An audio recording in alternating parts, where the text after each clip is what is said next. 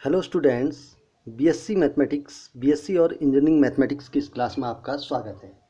आज हम coordinate geometry के एक टॉपिक पर चर्चा करते हैं जो है polar equation of a conic. ठीक है, तो पोलर इक्वेशन ऑफ कोनिक समझने के लिए कल हमने लास्ट टाइम एक कोनिक की डेफिनेशन बनाई थी। कोनिक सेक्शन की डेफिनेशन क्या थी, एक बार मैं उसको रिपीट करता हूँ क्योंकि वो यहाँ पर काम में आने वाला है आपका। ठीक है, तो कोनिक सेक्शन की हमने डेफिनेशन कही थी, ये हमारी एक फिक्स लाइन है और ये हमारा क्या है, एक फिक्स पॉइंट है। ठीक है, तो जो भी कोनिक आपका कोनिक सेक्शन बनेगा, ये कुछ भी कोनिक सेक्शन बनेगा ना, तो उस कोनिक सेक्शन पर अगर कोई भी पॉइंट होगा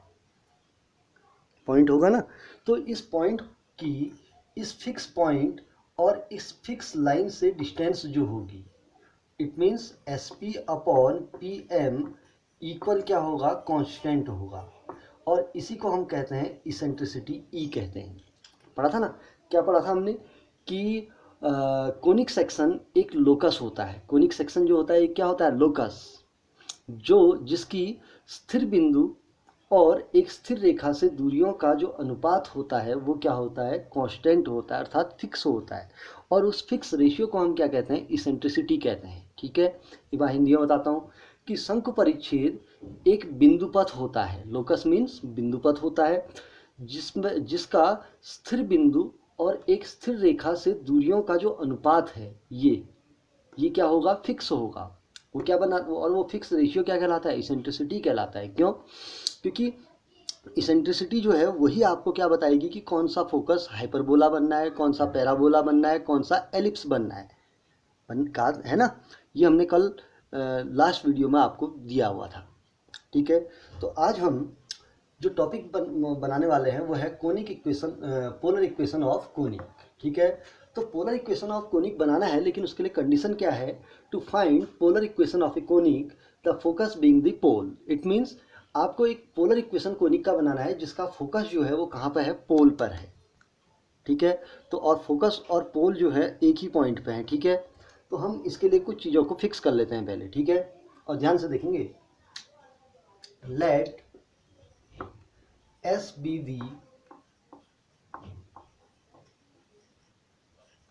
दी focus, comma zm the directrix, zm the directrix and e the ccen tricity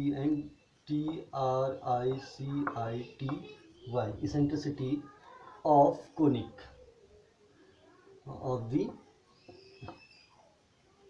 conic. ठीक है, तो हमने यहाँ पर कुछ चीज़ें फिक्स कर दी हैं। क्या क्या चीज़ें फिक्स की हैं, let S be the focus, Z M the directrix and E the eccentricity of conic.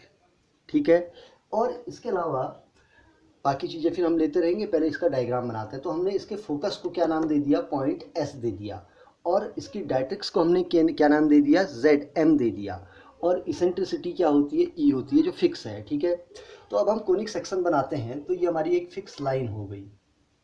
ठीक है, ये हमारी क्या हो गई, एक फिक्स लाइन हो गई। इसको हमने नाम क्या दे रखा है, जेड एम, और ये इसका मेजर एक्सेस हो गया। ठीक है, अब इसके अंदर मेरा एक कोनिक सेक्शन ये बन गया। अब इसका ये पॉइंट फिक्स हो गया है, that point name is S. Okay, और डायट्रिक्स हमने क्या नाम दे रखा है, जेड, और इधर पर हम ले लेते हैं एम। जेड एम को मैंने क्या ले लिया, डायट्रिक्स। आप चाहो तो पूरा लंबा नाम दे सकते हो, अब ज़्यादा फिर नाम देने में फिर बहुत कंजेस्टेड हो जाएगा, तो इसलिए हमने कम ही नाम दे रखे हैं। ठीक है, अब हुआ क्या, ये जो एस है ये फोकस है, और जो फोकस है वही क्या है, पोल है। Focus being the pole, it means S जो है फोकस है, और एस ही मेरा यहाँ पर क्या बनना है, पोल बनना है। ठीक है, अब हम करेंगे क्या, इसमें इस कोनिक पर एक पॉइंट लेते हैं। एक जनरल पॉइंट मैंने P ले लिया, कि क्या ले लिया, पॉइंट P, और इस P पॉइंट का कोऑर्डिनेट क्या हो गया, r, थीटा। ठीक है, P जो है एक जनरल पॉइंट है कोनिक पर, और ये पोलर कोऑर्डिनेट चल रहे हैं, तो इसका कोऑर्डिनेट क्या देंगे, r, थीटा, पोलर फॉर्म बनेंगे। ठीक है, अब P से लेकर के S तक की डिस्टेंस क्या हो जाएगी, r हो जाएगी। क्यों, रेडियल वेक्टर है, and the angle is theta. Clear, कोई दिक्कत? बहुत ईजी है ना। अब उसके बाद हमने किया क्या, यहाँ पर m यहाँ पर लेते हैं, भी मिलाएंगे इसको, हाँ। और p से मैंने m को क्या कर दिया, यहाँ पर मिला दिया। और मिलाया कैसे, P M is perpendicular to major axis है, क्योंकि मैं p से m तक की डिस्टेंस निकाल रहा हूँ। p से m तक की डिस्टेंस निकालूंगा तो डिस्टेंस हमेशा क्या होगी, परपेंडिकुलर पड़ेगी ना यहाँ पर। ये क्लियर है। अब उसके बाद मैंने क्या किया, इसका सेमी लेटस रेक्टम खींचा, ये इसको नेम क्या दे दिया, l। तो यहाँ पर इसका जिक्र करते हैं, S L is semi latus rectum of length L. ये जो एस एल है ये मेरा सेमी लेटस रेक्टम है, जिसको आप कहते हैं नाभिलंब जीवा। अब सेमी मीन्स क्या हुआ कि मैंने नाभिलंब जीवा का आधा लिया है, सेमी लेटस रेक्टम अर्थात अर्ध नाभिलंब जीवा, पूरी नहीं ली, आधी नाभिलंब जीवा ले रखी है, ठीक है। और इसकी लेंथ को मैंने क्या फिक्स कर दिया, एल कर दिया, ठीक। अब मैं क्या लूँगा, by the definition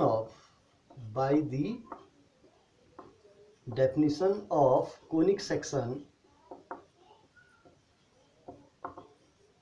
by the definition of what is by the definition of conic section। अब conic section की डेफिनेशन क्या कहती है, डेफिनेशन क्या कह रही थी कि फिक्स पॉइंट S है। अब कोनिक पर मेरे को दो पॉइंट पता है, एक L पता है, एक P पता है, तो पहले मैं L से काम करता हूँ, ठीक है। तो इस L पॉइंट से इस फिक्स लाइन की डिस्टेंस क्या हो जाएगी, बताइए, LA होगी कि नहीं होगी। डिस्टेंस हमेशा क्या पड़ेगी, यहाँ पर परपेंडिकुलर बनाएगी ना, ये A एंगल पर आपका राइट एंगल बनना है, क्यों, परपेंडिकुलर डिस्टेंस है।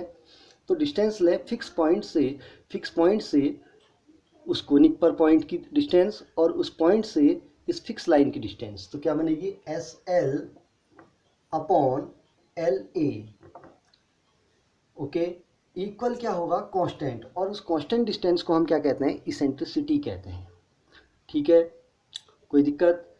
अब यहाँ पर हम एस एल की वैल्यू रखते हैं, एस एल की वैल्यू क्या है, एल है, सो एल अपॉन ये जो एल ए है, एल से ए तक की डिस्टेंस और एस से जेड तक की डिस्टेंस सेम होगी, ये डिस्टेंस और ये डिस्टेंस सेम होगी, क्योंकि ये आपका एक रेक्टेंगल बनेगा, देखिए बनेगा ना आयत, तो ये डिस्टेंस और ये डिस्टेंस क्या होगी, सेम। तो एल ए को मैं क्या लिख सकता हूँ, एस जेड लिख सकता हूँ, अपॉन क्या हो गया, एस जेड इक्वल क्या हो गया, ई।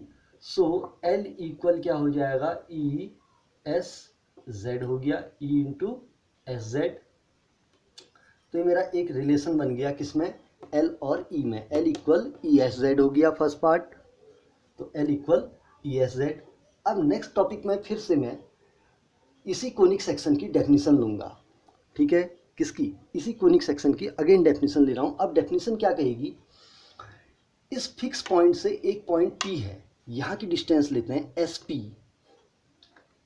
पी अपॉन पी एम, भी क्या होगा, ई के इक्वल होगा, क्योंकि ये डिस्टेंस, अगर ये डिस्टेंस देखो, ये और इसका रेशियो यदि ई है तो इसका और इसका रेशियो भी क्या होगा, इसका रेशियो भी क्या होगा, ई। और ई दोनों के लिए क्या होगा, फिक्स होगा, क्योंकि एक कोनिक सेक्शन की बात कर रहे हैं, एक कोनिक सेक्शन में ई हमेशा क्या होगा, फिक्स होगा, इसेंट्रिसिटी है, क्योंकि डिस्टेंस का रेशियो क्या है, फिक्स है नहीं।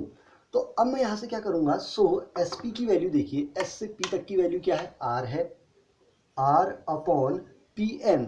ये जो P से लेकर के M तक की डिस्टेंस है, वो डिस्टेंस निकालने के लिए मैंने P से इस पर मैंने परपेंडिकुलर डाला, इसको नेम देते हैं ABCD, नाम देते हैं PN डाला। PN मैंने इस मेजर एक्सिस पे क्या डाला, जो मुख्य अक्ष लाइन है ना, इस पर क्या डाला, एक लंब डाला।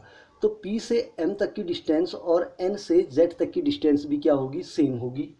तो इसको मैं PM को क्या लिख सकता हूँ, PM को क्या लिख सकता हूँ, NZ लिख सकता हूँ, NZ इक्वल क्या हो गया, E हो गया, क्लियर। सो R इक्वल क्या बनेगा, ENZ बन गया, R इक्वल ENZ, क्लियर। अब मैं यहाँ पर करूँगा क्या, सो R इक्वल ENZ को ब्रेक करो, N से Z तक की डिस्टेंस को ब्रेक करते हैं। इतनी डिस्टेंस क्या है,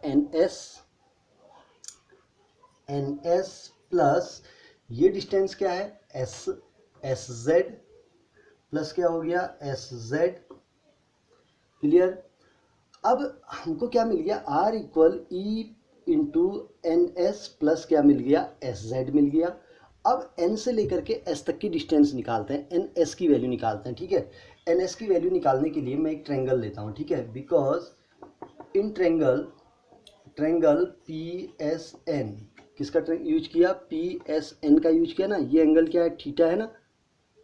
इस एंगल के लिए क्योंकि राइट एंगल है तो इस एंगल के लिए ये बेस हो गया, ये हाइपोटेनियस हो गया, तो किस में आएगा कॉस थीटा इक्वल क्या होगा base upon hypotenuse S N upon कितना हो गया R. So S N equal क्या हो जाएगा आर कॉस थीटा हो जाएगा। तो हमारी किसकी वैल्यू निकल गई है, एस एन की वैल्यू क्या आ गई आर कॉस थीटा आ गई। क्लियर है, इतना क्लियर है ना। तो यहाँ पर वैल्यू को रखते हैं equal E into N S plus S Z की वैल्यू को हमने क्या रख दिया आर कॉस थीटा रख दिया। क्लियर। अब यहाँ पर एक चीज और बच गया हमारा, एन एस की वैल्यू बच गई है ना। तो एन एस की वैल्यू हम यहाँ से निकाल सकते हैं। देखो नहीं सॉरी क्या बच गया एस जेड, थोड़ा सा हमने मिस्टेक कर दिया। हमने क्या मिस्टेक किया है, हाँ ये वैल्यू गलत रख दी ना यहाँ पर को। ठीक ठीक ठीक। तो ई इंटू एन एस क्या है R cos theta plus S Z होगा ये। क्यों, क्योंकि हमने एन एस की वैल्यू रखनी थी यहाँ पर। ठीक है, अब यहाँ पर से ऊपर से यहाँ पर एस जेड की वैल्यू आप यहाँ से निकाल सकते हैं। देखिए ये जो लाइन हमने लिखी है यहाँ से हम एस जेड की वैल्यू निकालते हैं। तो आर इक्वल टू क्या हो जाएगा E into R cos theta plus S Z की वैल्यू निकालेंगे तो क्या होगा एल अपॉन ई। तो एल अपॉन क्या आ गया ई आ गया। क्लियर। कोई टफ इक्वेशन बनी, बहुत इजी बनी। तो अब हम क्या करेंगे इस ब्रैकेट को ऑफ कर लेते हैं। ठीक है, तो ब्रैकेट ऑफ करते हैं तो इक्वल क्या बन जाएगा, ब्रैकेट खोलेंगे तो ई पहले ई से ई कैंसिल हो गया, ई से ई कैंसिल। पहले इसको एल को लिख लेते हैं single term L plus E are क्या बन गया कॉस थीटा बन गया। ठीक है, तो क्या बन गया R equal L plus E R cos theta बन गया। क्लियर, बहुत इजी सा इक्वेशन बना। अब इस इक्वेशन को हम चेंज करते हैं। होने को तो इक्वेशन बन चुकी है, बाकी ये हटा दूँ, ये सब समझ में आ गया। तो मैं इसको इस पॉइंट को हटाता हूँ। ठीक है,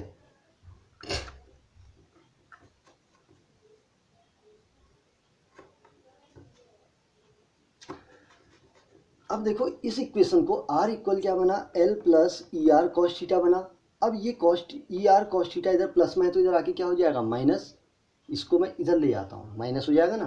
तो क्या बनेगा L equal R minus E R, L equal कर देते हैं हाँ, L equal R minus E R cos theta हो गया। आर कॉमन लिया उसको अपॉन में डाल देते हैं, आर कॉमन लेके एल के अपॉन में। So l upon are equal 1 minus E cos theta. तो ये आपके कोनिक की क्या बन गई एक स्टैंडर्ड इक्वेशन बन गई। किसकी इक्वेशन है, एक कोनिक सेक्शन की स्टैंडर्ड इक्वेशन आपको मिल गई। L upon are equal 1 minus E cos theta. कोई प्रॉब्लम, तो बहुत आसान सा एक इक्वेशन है, इसको आप डेरिवेट करेंगे। ठीक है, और ये कैसी इक्वेशन है, पोलर इक्वेशन ऑफ कोनिक है जिसका फोकस जो है वो कहाँ पर है पोल पर है। तो हमने जो एस को हमने फोकस माना था और एस को ही हमने क्या लिया पोल लिया, तभी तो हमने यहाँ से एस से पी तक की डिस्टेंस को रेडियल वेक्टर कहा और इस एंगल को क्या कहा थीटा कहा। तभी तो आर कॉमा थीटा है, क्योंकि आर जो होता है पोल से उस पॉइंट्स की क्या है डिस्टेंस होती है। ठीक है, तो इसको आप नोट करेंगे। ठीक है, बहुत आसान सा टॉपिक है। अब इस पर एक कंडीशन आते हैं। ठीक है, कंडीशन लगाते हैं। अब कंडीशन क्या लगाते हैं इस पर ध्यान देंगे सब। ठीक है, अब इस पे कंडीशन हमारी क्या लग गई कि एक बार हम पैराबोला के लिए इक्वेशन बनाते हैं। कैसा रहेगा, क्योंकि पैराबोला के लिए इक्वेशन फिक्स हो जाएगी। ठीक है, इफ द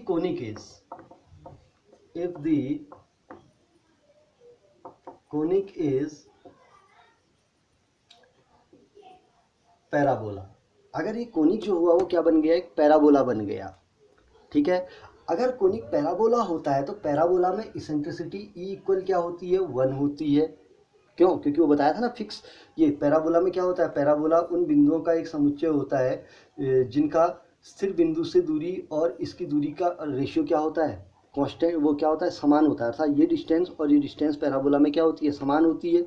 ये डिस्टेंस और ये डिस्टेंस क्यों पढ़ा होगा ना, परवलय तल पर उन बिंदुओं का समुच्चय होता है जिसका स्थिर बिंदु और एक स्थिर रेखा से दूरियां क्या होती हैं, बराबर होती हैं। इसका मतलब ये डिस्टेंस और ये डिस्टेंस अगर बराबर होगी तो इनका अगर रेशियो लोगे तो रेशियो कितना आएगा, 1 आएगा, और वही 1 क्या होगा, उसकी इसेंट्रिसिटी होगी। तो यहाँ पर ई की वैल्यू क्या रखेंगे, हम 1 रखेंगे। तो ई की वैल्यू 1 रखेंगे तो क्या बनेगा, L/R इक्वल 1 माइनस क्या हो गया, कॉस थीटा बन गया। क्लियर। अब 1 माइनस कॉस थीटा इक्वल होता है 2 साइन स्क्वायर थीटा बाई 2 होता है। पता है कैसे, बिकॉज कॉस थीटा इक्वल होता है 1 minus 2 sine square theta by 2। कुछ याद आया फॉर्मूला है, कौन सा फॉर्मूला लिखा, कॉस थीटा इक्वल होता है 1 minus 2 sine square theta by 2। तो ये इधर माइनस है तो इधर आके प्लस, इधर प्लस है तो इधर आके माइनस, तो क्या दे देगा, 2 साइन स्क्वायर थीटा बाई 2। तो हमको क्या मिला, L/R equal 2 sine square theta by 2। ये एक पैराबोला की क्या मिल गई, इक्वेशन मिल गई। किसी भी कोनिक सेक्शन को पैराबोला होने के लिए क्या कंडीशन होगी, E इक्वल 1 होगा, और E इक्वल 1 होगा तो हमारी कोनिक सेक्शन में पैराबोला की इक्वेशन क्या निकलेगी, L/R equal 2 sine square theta by 2। Clear. अब सुने, यहीं पर कभी कभी ऐसा होगा, अभी ये जो कोनिक सेक्शन था इस साइड को लिया था ना, अगर मैं इस कोनिक सेक्शन को इस साइड ले लूँ, ये जो डायरेक्ट्रिक्स लाइन है ये उस साइड चली जाए, तो इसको तो नोट कर लेंगे ना। अब एक कंडीशन और बता रहा हूँ आपको, अगर ये कोनिक सेक्शन ऐसा चलेगी आपका, ध्यान देंगे थोड़ा सा, लास्ट टॉपिक है, बस 5 मिनट का और है। ये हमारी डायरेक्ट्रिक्स लाइन हो गई, ये हमारा कोनिक सेक्शन ऐसा बन गया। ये पैराबोला नहीं है, ये हाइपरबोला भी हो सकता है, एलिप्स भी हो सकता है, कुछ भी, हमने इतना ही पार्ट लिया है उसका। अब ये पूरा चले जाएगा तो क्या बन जाएगा, दीर्घवृत्त, इधर इस साइड से भी चले जाएगा तो क्या बन जाएगा, एलिप्स बन जाएगा, बनेगा ना, नहीं वो क्या, हाइपरबोला बन जाएगा।